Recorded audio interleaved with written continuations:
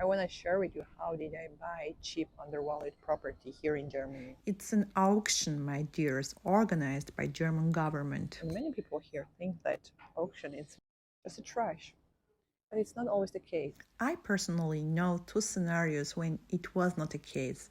In the first scenario, owner did not pay the household maintenance fee, which is mandatory here in Germany. For years, he was not even living there, so the government sold his flat on auction and it was sold for a very good price. In my case, Which is also the second scenario. The property had three successors who could not agree on, so the government intervened and sold it with the help of the law and the court. Now, of course, there is major drawbacks to auction. many people may not even consider taking part in an auction for that reason. You cannot even see the property inside. You just see reports from official evaluator. You just see very corrupt photos of the property, but that's it. You cannot enter the property inside.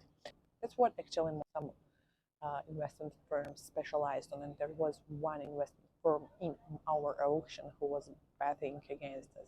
Another major drawback is that you have to pay a down payment, which is around 10% of the property value sometimes, which is of course refundable in case you don't win the auction, but it's held maybe for a month with the government. It's on hold. Your liquidity diminishes. Drawback that may stop others thinking about auction, but it could also be your biggest benefit to get undervalued property.